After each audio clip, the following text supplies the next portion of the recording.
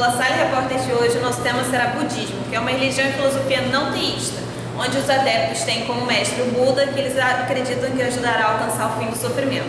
Essa religião tem como base das suas tradições três joias, que o Buda como seu mestre, o Dharma como os ensinamentos baseados nas leis universais e o Sangha, que é a comunidade budismo. Vamos agora com o nosso correspondente Rafael Santarém, que fala da Índia. Boa noite, Giovana. Boa noite para todos vocês no Brasil. Bom dia para a gente aqui na Índia. Eu estou com um professor de campo, Guilherme Valente, que vai falar um pouquinho para a gente sobre a origem do budismo. Bom dia, cara. Bom dia, Rafael. Bom dia, Giovana. Bom dia, Brasil. O principal ponto aqui é dizer que o budismo não é só uma religião. Mas é uma religião, desculpa. Exatamente, ele é uma religião. Mas a principal ideia é a ideia filosófica do budismo, ou seja, ele é um guia espiritual. Você pode muito bem ter o budismo como sua religião, mas seguir outras religiões também, devido ao fato dele ser um guia espiritual criado por ser católico e ser budista. Exatamente, você pode ser católico, você pode ser protestante, você pode ser o que você quiser, porém você pode seguir o budismo, porque a principal ideia do budismo estão nos princípios, né? A origem do budismo se deu no início, está ligada ao hinduísmo, né? Muita gente não sabe isso, ligado ao hinduísmo na região da Índia, foi criado por Buda, e que todos acreditavam que era a reencarnação do avatar Vishnu, né? Esta religião teve seu crescimento interrompido na Índia a partir do século VII, depois de Cristo, com o avanço do islamismo e com a formação de grande império árabe. Mesmo assim, os ensinamentos cresceram e se espalharam pela Ásia. Isso é bem importante observar. Em cada cultura foi adaptado ganhando características próprias de cada região. A ideia principal do budismo é a ideia do karma. O que seria isso?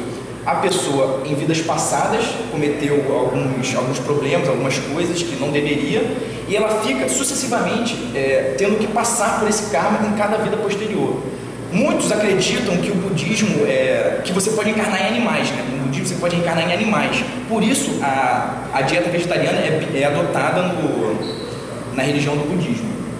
E por último, para terminar aqui, para fechar, para vocês entenderem bem, seria a ideia de como você acabar com o karma, né? Você precisa percorrer alguns caminhos, e sendo esse principal caminho a meditação. Esse é o que Buda se empregava mais, você meditar para você conseguir se livrar desse karma. Então é isso aí. E agora você, Giovana. Obrigada, Rafael. Estamos aqui comigo um professor especialista no budismo, Guilherme Moron. Obrigado por ter vindo. Vai estar nos explicando os mistérios e os sagrados dessa filosofia. Muito obrigado por me chamar a fazer parte desse programa esclarecedor sobre a religião budista. Para falar um pouco sobre os sagrados dentro da filosofia budista, eu gosto de destacar 5 elementos principais. Seriam os elementos sagrados, os livros sagrados, os ritos, os lugares sagrados e os símbolos. E para começar, eu costumo falar dos elementos. Que o elemento principal da religião budista é o Nirvana, é o alcance do Nirvana, que seria a paz de espírito, o cessar do sofrimento. E Buda também deixou 8 correntes principais, que seriam as 8 ramificações do budismo. E é bom ressaltar que Buda pregava sempre os seus ensinamentos de forma oral, não deixando nenhum ensinamento escrito. Existem também uns elementos importantes no budismo, que seria uma espécie de terço, que é chamado de mala, uma espécie de diagrama, chamado de mandala, e as bandeiras de prece, que seriam, o nome já diz, seriam bandeiras, são expostas nos templos para adorar e exaltar Buda. Falando agora sobre os símbolos sagrados do budismo, podemos destacar os 3 principais. Que o primeiro símbolo seria um leme de marinheiro mesmo, que seria para conduzir a pessoa até o nirvana, até a paz. O outro elemento principal do budista também seria, um símbolo no caso, seria a flor de lótus, que significa bondade, a paz. E o outro símbolo seria a roda da vida, que o nome já é autoexplicativo, porque no budismo ele acredita no ciclo do renascimento, que seria o nascimento, a morte e a reencarnação, até se alcançar o nirvana. Dentro dessa roda estaria explicando esse ciclo. Existem também os lugares sagrados. E os lugares sagrados seriam, como o budismo se expande por todo o Oriente, também na América, na África, na Ásia, seria importante ressaltar os 3 principais lugares do budismo, que seria o Nepal, o Tibete e a Índia. E esses 3 lugares são principais porque foram fases importantes da vida de Buda, de Siddhartha Gautama, no caso, Buda. Por exemplo, ele nasceu no Nepal, morreu na Índia e alcançou a paz de espírito, o Nirvana no Tibete. Por isso esses lugares são importantes. Existem também os livros sagrados, que para se falar dos livros sagrados a gente tem que expor duas correntes que se divergiram dentro do budismo, que seria a Tahayana e a Mahayana. A primeira delas é a mais conservadora, que tem o seu livro escrito que se chama Canon Pali, que são os casos conservadores mais antigos. E a mais atual é a Mahayana, que tem o seu livro chamado de Sutra, que é um livro que conta a história do budismo e o ensinamento de Buda através de parábolas, através de contos. E falando dos ritos, os ritos mais importantes do budismo se parecem também com o do catolicismo. Seria a oração, a meditação, o casamento, o funeral e a esmola. Mas no caso, esses dois últimos eu considero mais importante, porque no budismo existem os monges, que eles têm a vida pregando orações, bondade ao próximo, ensinamentos aos pequenos, aos mais velhos. Só que esses monges, eles sobrevivem dessas esmolas doadas pelos budistas. Então é uma prática muito comum dentro dessa filosofia. E o funeral. O funeral é um rito muito importante na religião budista, porque é considerado uma chegada mais próxima do Nirvana, que para eles seria a paz, seria o fim. Então é isso. O sagrado dentro do budismo seria resumido nesses 5 elementos que eu destaquei aqui. Bastante esclarecedor, Guilherme. Obrigada. E agora a gente volta com o nosso correspondente na Índia, Rafael. Agora estamos aqui com o historiador Everardo, da Uni La Salle. Everardo, o que você ia falar da gente sobre os desenvolvimentos históricos do budismo e sobre os tempos atuais do budismo também? A partir do século XIX, o budismo se expandiu, reduzindo o número de seus adeptos e em consequência de instalações de regimes ditatoriais na Ásia. E com o processo da modernidade, da colonização e da globalização, a partir dos anos de 1950, ele sofreu podemos dizer, uma mutação, adquirindo uma nova característica, que é a do engajamento social, que é uma expressão até criada pelo líder vietnamita budista Nam Thich Nhat, e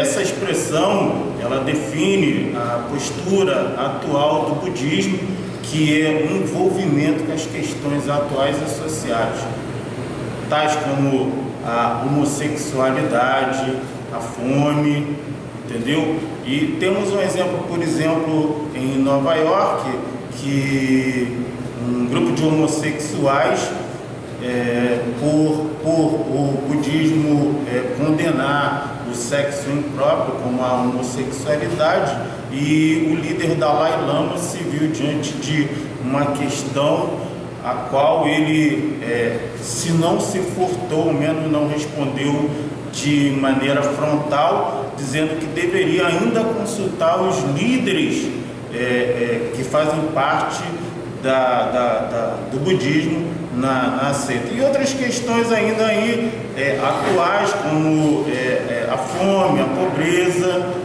e o budismo procura, de certa forma, influenciar as questões sociais e atuais, de maneira também a criar uma permanência do budismo na sociedade atual. Obrigado, Gerardo. E agora estamos com o professor de ecumenismo, Elenilson Coelho. Tudo bom, Elenilson? Tudo bem. Elenilson, quem foi o primeiro Buda? O primeiro Buda registrado na história é conhecido como Siddhartha Gautama, o famoso Sakyamuni. Sakyamuni buscava a resposta para os sofrimentos históricos básicos da vida: envelhecer, adoentar e morrer. Quando finalmente descobriu as respostas, iluminou-se e despertou para a essência da vida. Todas as pessoas são também Budas, na ideia de Sakyamuni. Daí em diante, ensinou e propagou suas ideias, e a compilação de seu ensinamento, exemplo de vida, tornou-se o budismo. A felicidade da humanidade era o principal objetivo de Sakyamuni. E quem foram os seguidores dessa criança? Nos primeiros 500 anos desse milênio, A crença no budismo foi praticada particularmente por monges e freiras indianas. E seu ensinamento tinha como fundamento os sutras que enfrentavam a fidelidade aos preceitos. Após o falecimento de Sakyamuni, é só uma curiosidade, a título de curiosidade, após o falecimento de Sakyamuni, o budismo foi primeiramente propagado em toda a Índia e depois nos países vizinhos. Como após a morte dele, muitos seguidores acabaram esquecendo dos ensinamentos que Sakyamuni propagou na época, novas escolas apareceram em sucessão, louvando os poderes de Budas imaginários ou negando a necessidade de estudar a doutrina ou de realizar a prática do budismo. O verdadeiro espírito do budismo havia sido totalmente esquecido por volta do início do século XVIII, no Japão.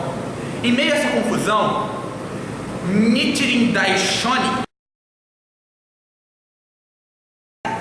Desculpa, tivemos problema de sinal. Voltamos aqui com o professor Elenilson. Desculpa, Elenilson. Pode continuar, por Sem favor. problema, a gente sabe que isso acontece. E só para finalizar aqui, o Nichiren Daishonin que seguiu com ensinamentos de novos ideais ao budismo. Por volta dessa mesma época, o budismo da Índia acabou sofrendo o impacto do islamismo da região oeste e desapareceu. Embora esse budismo já desse manter uma subsistência conjunta com o esoterismo desde a extinção dos sucessores de Sakyamuni. Agora voltamos ao Brasil com Giovana. Obrigada, Rafael. Boa noite, gente. Até a próxima edição do La Salle Record.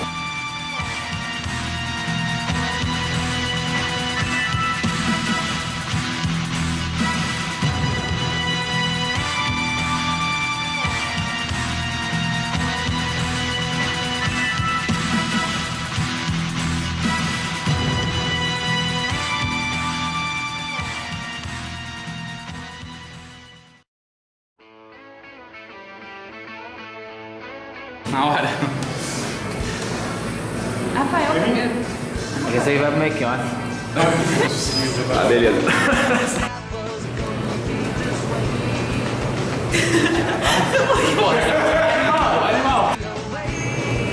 Boa noite. No La Salle... Chamando. Peraí, é melhor você filmar. Manel tá igual crente. Tá parecendo pastora lá. Pra ficar tudo no mesmo ângulo. Everardo, dá um tchauzinho aí. Tem, pra ficar tudo no mesmo ângulo. Pra ficar registrado no Mourão. Tem, pra ficar tudo no mesmo ângulo, porque senão vai pegar um... Se eu filmar, pode ficar de baixo pra cima. E agora com você, Giovana. Não, calma, já, mas tem um tempo de eu apertar o botão, né? E agora estamos com o professor de ecumenismo, Elenilson Coelho.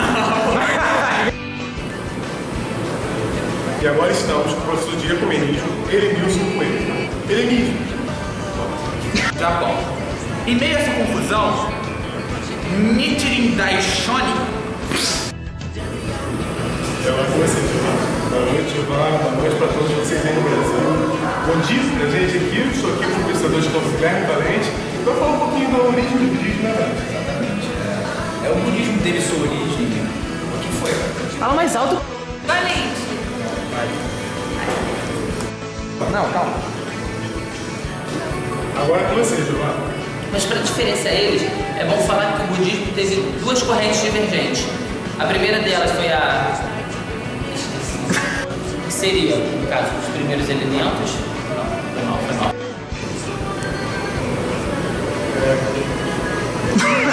Você fala assim, desculpa. Vai que eu vou continuar o mesmo tempo. Vou tentar cortar, vai. Tivemos um problema de sinal, desculpa. Voltamos aqui com o Elenilson. Pode entrar, Elenilson. Eu só para finalizar mesmo, foi o Nichiren Daishonin que...